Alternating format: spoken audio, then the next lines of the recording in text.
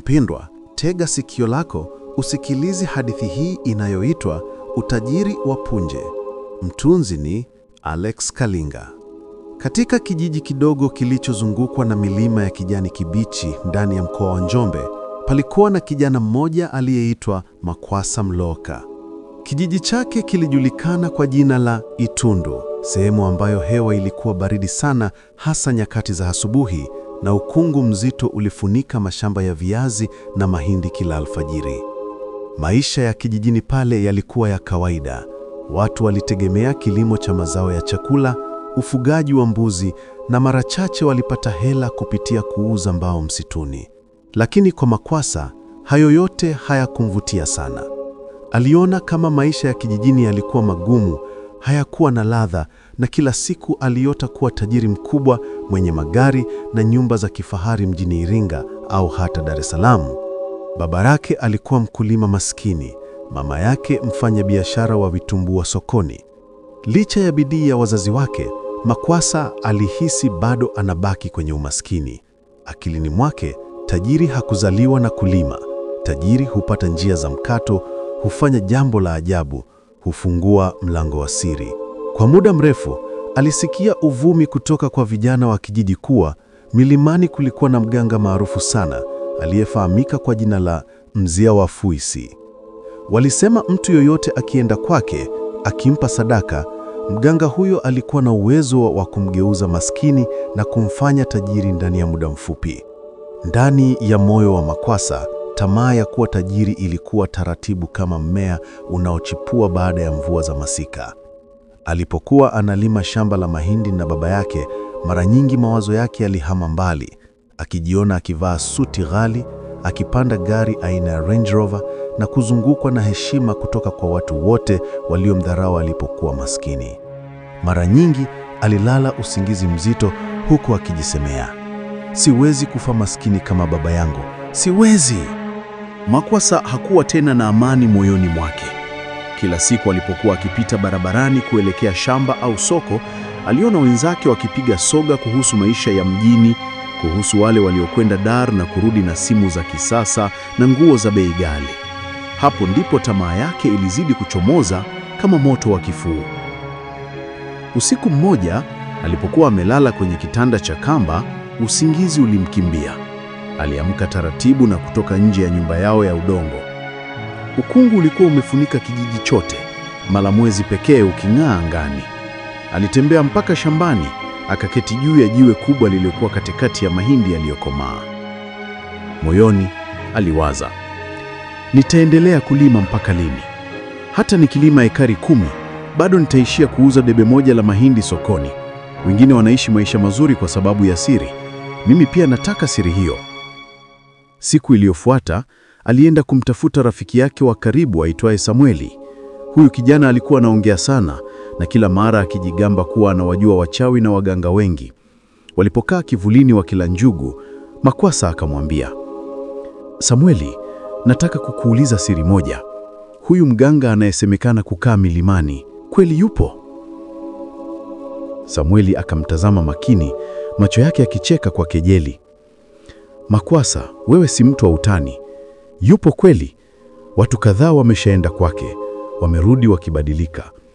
Wengine wanatajwa mjini, wana maduka na magari. Lakini sharti la kwake ni gumu. Si kila mtu anaweza kuvumilia. Moyo wa Makwasa ulipiga kwa kasi.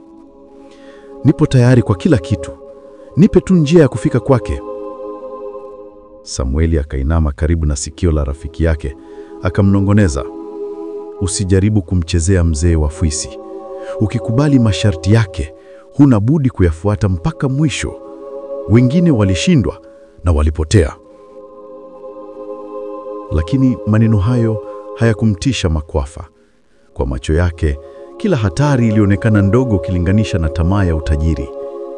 Baada ya siku 3 za maandalizi, Makwasa alijifunga kitambaa chekundu kiunoni, akachukua fimbo ndogo ya msituni na kuanza safari ya siri kuelekea milimani.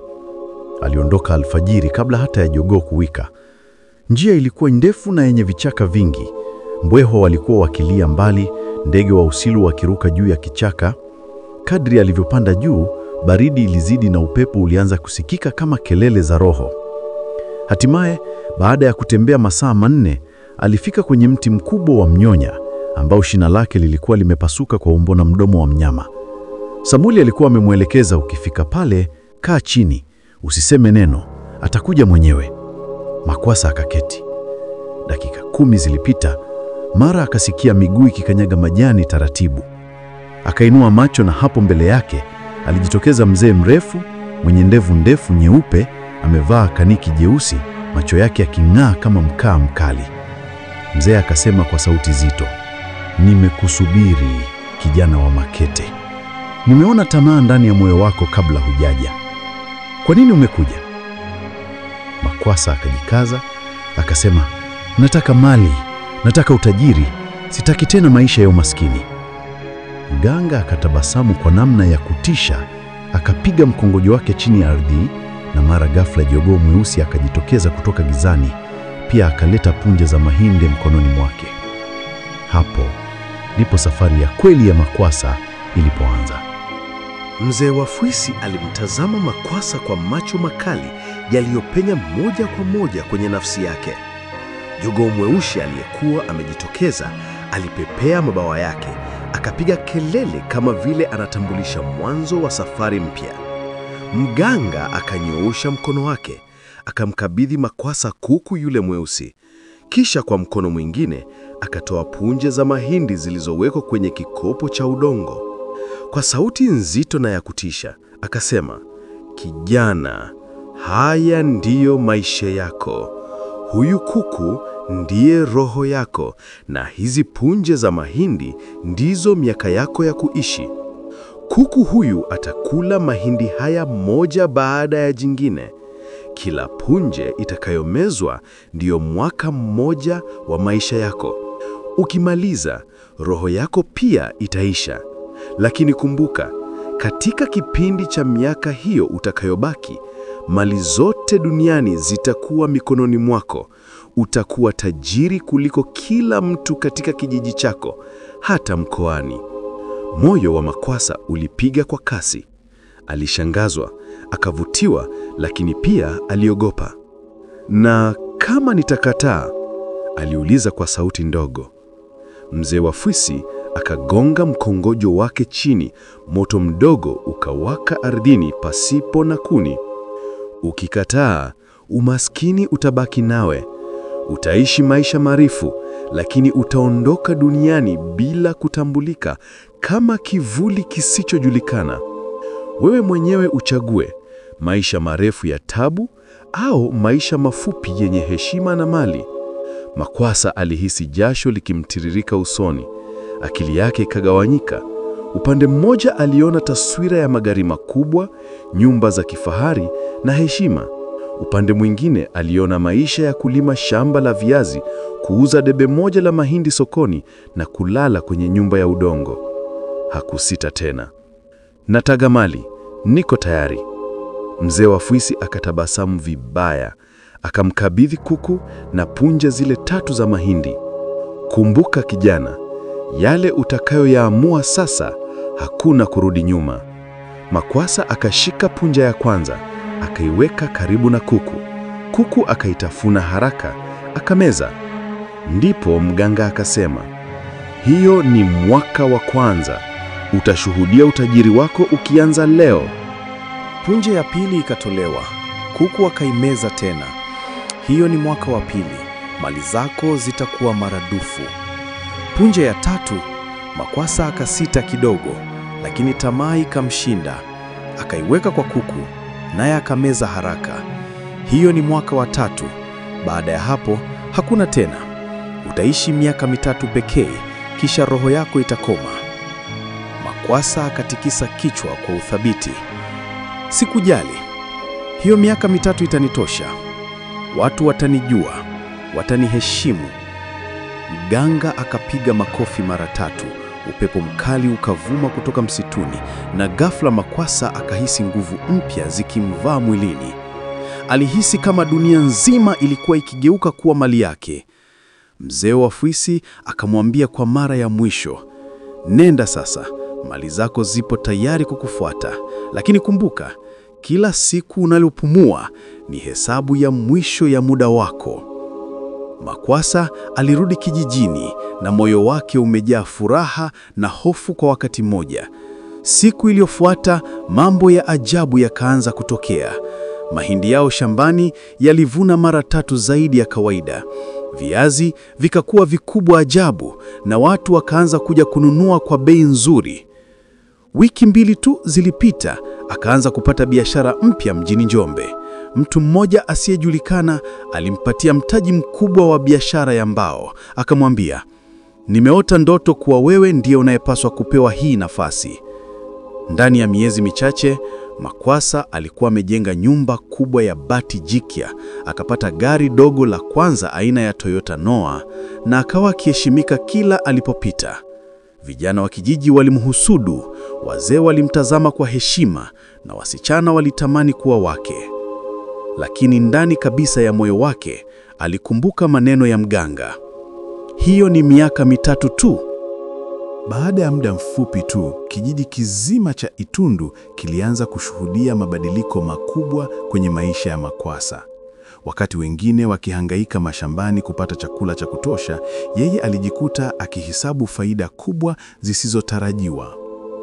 Mara ghafla, biashara ya mbao aliyokuwa amepewa mtaji ilianza kushamiri. Wateja walimiminika bila kizuizi, na kila mzigo wa mbao aliyoutuma sokoni ulipata wanunuzi kwa bei mara 2 zaidi ya kawaida.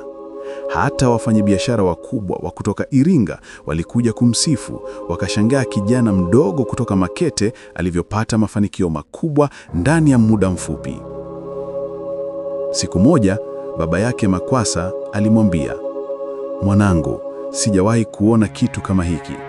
Tulikuwa tunalima kwa tabu, leo hii tunapata mali ambazo hatukuwahi kuzifikiria. Mungu atubariki." Lakini moyoni mwa Makwasa alijua siri haikuwa baraka ya Mungu, bali mkataba wa giza aliofanya msituni. Hali yake ya kifedha ikamfanya aanze kubadilika kitabia. Alianza kuvaa nguo za bei ghali, akawa na marafiki wapya kutoka mjini, na akaanza kudharau baadhi ya watu kijijini waliokuwa maskini. Hata hivyo, familia yake, mama na baba, waliona fahari kuwa mtoto wao sasa ni mtu mkubwa. Mwaka wa pili, utajiri unaenea. Ndani ya mwaka wa pili, Makwasa akawa tajiri aliyepita kiwango cha kawaida. Hakuwa tena kijana wa kijijini aliyekuwa akibeba jembe mgongoni. Sasa alikuwa akimiliki mabasi matatu yanayofanya safari kati ya Njombe na Dar es Salaam. Alijenga nyumba kubwa yenye vyumba 10, sakafu ya tiles na paa la bati jipya lililong'aa mbali. Kila anayepita barabarani aliona kama jumba lile halikustahili kuwepo kijijini bali mjini. Pamoja na utajiri huo, Makwasa akaanza kuzoea maisha ya anasa. Alisafiri mara kwa mara kwenda Mbeya na Dar es Salaam, akakaa kwenye hoteli kubwa, akanywa vinywaji vya bei ghali na kuzungukwa na marafiki wapya waliompongeza kila mara. Lakini pamoja na hayo, dalili za ajabu zikaanza kujitokeza. Mara kwa mara alipokuwa amelala, alikuwa akisikia kuku akiwika usiku mzima. Kuku huyo hakuonekana machoni, lakini sauti yake ilimuamsha katikati ya ndoto. Wakati mwingine aliona taswira ya mganga mzee wa Fwisi akimkumbusha, "Miaka 3 tu kijana, miaka 3." Makwasa alipoamka, alijitazama kwenye kioo na kujishauri mwenyewe, "Siwezi kufa sasa, labda ni ndoto tu. Hata nikifa, tayari nimepata ninachotaka, heshima na mali." Familia yake ilijikuta kibadilika pia. Mama yake sasa alikuwa akiuza vitumbua kwa utani tu, kwani hakuwa tena na haja ya faida. Baba yake aliacha kulima, akawa akisafiri mara kwa mara na mwanawe. Waliishi maisha ya kifahari kijijini, wakiwa chanzo cha wivu kwa kila mtu. Lakini baadhi ya majirani walianza kunong'ona, huyu kijana alitoa wapi mali ghafla hivi? Kuna kitu kinachofichwa. Ndiyo, huwezi kuwa tajiri hivi bila siri. Hii ni nguvu za giza. Mambo haya hayakumsumbua Makwasa. Aliendelea kufurahia maisha yake, akisema mara kwa mara, Mungu akinibariki au la, mali yangu ni ya kweli, sitajali maneno ya watu. Kadiri mwaka wa pili ulivyoendelea kumalizika, Makwasa alianza kuhisi vitu visivyo vya kawaida. Alipokuwa akihesabu pesa zake, mara aliona noti zikibadilika na kuwa majivu machoni pake, lakini akipiga macho tena zikawa kawaida. Ndoto zake zikawa mbaya zaidi. Mara akiona amezungukwa na kuku mweusi wanaokula nafaka. Mara akiona nyumba yake ikiteketea kwa moto bila msaada. Lakini kila alipokuwa akihisi hofu, mali na heshima aliyokuwa nayo vilimrudisha kwenye tamaa ile ile. Mwaka wa 3 ulipoanza, Makwasa hakuwa tena kijana wa kawaida. Sasa alikuwa mtu mkubwa sana, mali zake zikienea hadi nje ya mkoa wa Njombe. Alikuwa akitambulika kwenye mikutano ya kibiashara mjini Iringa, na mara nyingine akialikwa Dar es Salaam kushiriki semina za wafanyabiashara wakubwa. Kwa nje, kila mtu alimwona kama mfano wa mafanikio, lakini ndani ya moyo wake kulikuwa na hofu isiyoelezeka. Kila mara aliposikia kuku akiwika gizani, moyo wake ulipiga haraka. Kila mara akipoona kivuli chake, alihisi kama kinamtazama kwa hasira. Alikumbuka maneno ya mzee wa Fwisi, utakuwa na mali kubwa, lakini ni kwa miaka 3 pekee. Mambo ya ajabu yakaanza kuonekana zaidi. Usiku mmoja, aliamka na kuikuta nyumba yake kubwa imejaa manyoya meusi ya kuku yaliyotoweka ghafla alipowasha taa. Siku nyingine, alipokuwa kwenye gari lake, akaona mbele yake kuku mweusi akisimama katikati ya barabara. Alipokanyaga breki na kufumba macho, kuku alitoweka. Alianza pia kusikia sauti ya mganga kichwani mwake ikimnong'oneza, saa yako inakaribia kijana, jiandae. Makwasa alijaribu kuondoa mawazo hayo kwa kujishughulisha zaidi na mali zake. Alifanya sherehe kubwa kijijini, akawachinjia watu ng'ombe 2, akawagawia pesa vijana na kila mtu akampongeza. Lakini moyoni alihisi kama anafanya sherehe ya kuaga, si ya kusherehekea. Mama yake alianza kugundua tabia ya ajabu kwa mwanae. Mwanangu, kwa nini kila mara unakuwa na mawazo mazito? Hata ukiwa kwenye sherehe hucheki kama zamani? Makwasa akamjibu kwa sauti ya chini, mama, kuna mambo mengine siwezi kuyaeleza, lakini kumbuka tu kuwa nawapenda. Baba yake naye akamwambia, mwanangu, mali ni nzuri, lakini afya na maisha ni bora zaidi. Hakikisha unajilinda. Lakini maneno hayo yalikuwa kama chumvi kidogo kwenye bahari kubwa ya hofu ndani ya moyo wake. Kadri miezi ya mwaka wa 3 ilivyokuwa ikisonga, hali ikazidi kuwa mbaya. Biashara zake zilianza kushuka ghafla. Magari yake 2 ya biashara yalipata ajali mfululizo na hasara kubwa ikaingia. Wafanyikazi wake wakaanza kumtoroka, wakisema wamehisi kitu cha ajabu kwenye ofisi zake. Hata bustani ya shamba lake iliyokuwa ikimletea mavuno makubwa, ghafla ikakauka kana kwamba moto wa chini ya ardhi umeiteketeza.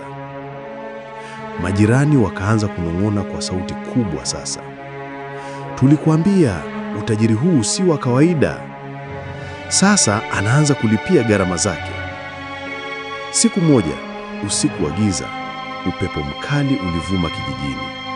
Makwasa alikuwa amelala kitandani mwake peke yake. Ghafla akasikia mlango ukigongwa mara 3 kwa nguvu. Aliposimama hakukuwa na mtu. Badala yake, kuku mweusi akajitokeza sebuleni, macho yake yakimetameta kama cheche za moto.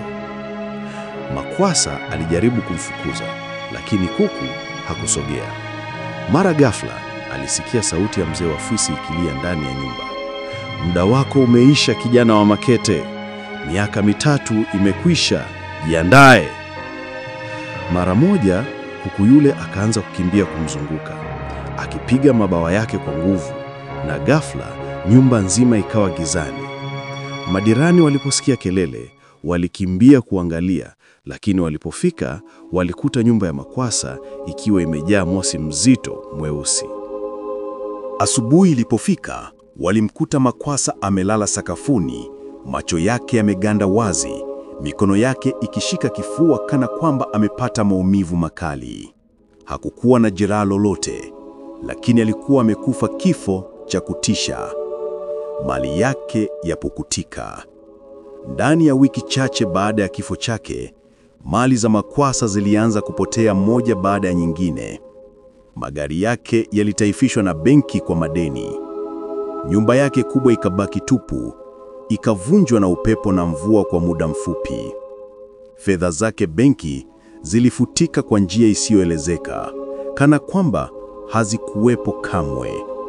Familia yake, mama na baba, pamoja na ndugu zake, walibaki maskini kuliko mwanzo. Walikumbuka maisha ya anasa walioyaona kwa miaka mitatu, lakini sasa walibaki na machozi na huzuni. Na kijiji kizima kikabaki na funzo moja kubwa: utajiri wa njia za mkato una gharama kubwa kuliko umaskini wa jasho la kawaida. Habari za kifo cha Makwasa zilisambaa haraka sana kama moto wa nyika. Watu kutoka vijiji vya jirani walifurika kuja Itundu kushangaa. Wengine walilia kwa uchungu, wengine walitetemeka kwa hofu, na wengine walinong'ona kwa sauti za siri, "Hii ndiyo adhabu ya tamaa, tulimuonya." Lakini kwa miaka mitatu tuliona utajiri usio wa kawaida. Kuna kitu cha kujifunza hapa. Kwa mara ya kwanza, kijiji kizima kiliungana katika mshangao. Hakuna aliyebaki kimya. Kifo cha Makwasa kilikuwa gumzo la kila nyumba, kila shamba na kila soko. Mama yake akilia kwa uchungu alisema, "Mwanangu alitaka maisha bora, lakini sasa tumebaki kwenye giza. Niliwahi kumwonya mara nyingi, lakini sikuelewa siri aliyokuwa nayo. Sasa tunaishi kwa mateso makubwa kuliko zamani." Baba yake alikuwa kimya sana. Alikaa siku nyingi bila kula, akimtazama mbali kwenye milima kana kwamba anatafuta majibu. Hatimaye akasema kwa maneno machache, "Mali ya haraka si baraka, ni mzigo." Familia ikajikuta tena kwenye maisha ya umaskini. Mashamba yalikuwa yamekauka, mali zote zikapotea, na walilazimika kuanza upya. Lakini sasa walibeba mzigo wa aibu na kumbukumbu ya kifo cha mwana wao. Kwa vijana wa kijiji, kisa hiki kilibaki kama hadithi ya kuogopesha. Wengi walioota kuwa matajiri haraka walitetemeka. Wazee walitumia mfano huu kama funzo kwa kila kijana aliyekuwa na tamaa. Kumbuka Makwasa wa Itundu, alitaka mali za haraka. Aliishi miaka mitatu kama mfalme, lakini akafa kifo cha aibu. Wengine waliamini kuwa roho ya Makwasa bado ilikuwa ikizunguka kijijini. Usiku wa giza, baadhi ya watu walidai walisikia kuku wakiwika karibu na nyumba yake ya zamani, kana kwamba anamkumbusha mtu mwingine asijaribu njia ile. Kuhusu mzee wa Fwisi, watu walisema alitoweka kabisa milimani baada ya kifo cha Makwasa. Hakuna tena aliyeweza kumuona. Hakuna tena aliyeweza kuelekeza kwake. Ilikuwa kana kwamba alionekana kwa ajili ya kijana mmoja tu, kisha akapotea tena gizani. Wengine walidai walimuona usiku mmoja akitembea kijijini akiwa amebeba kuku mweusi mkononi, macho yake yakimetameta, lakini hakuna aliyethubutu kumfuata. Hadithi ya Makwasa ikawa somo kubwa. Walio na tamaa ya utajiri wa haraka walikumbushwa kuwa kila kitu kina gharama yake. Walio maskini lakini wenye bidii walifarijika kuwa maisha ya jasho ni bora kuliko maisha mafupi yenye mali isiyo na amani.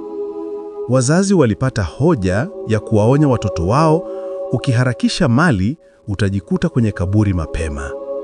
Miaka ilipita, nyumba ya kifahari yaliyojenga Makwasa ikabomoka, ikabaki magofu yaliyotanda na nyasi. Watoto walicheza karibu nayo, wakihofia kuingia ndani, wakisema, hapa ndipo alipoishi tajiri wa miaka mitatu. Na hivyo jina la Makwasa lilibaki kwenye historia ya kijiji kama onyo la milele. Mtu akitaka mali kupitia njia za giza, ataipata kwa muda, lakini mwisho wake ni mateso. Tumefikia tamati ya simulizi yetu pendwa inayoitwa Utajiri wa Punje.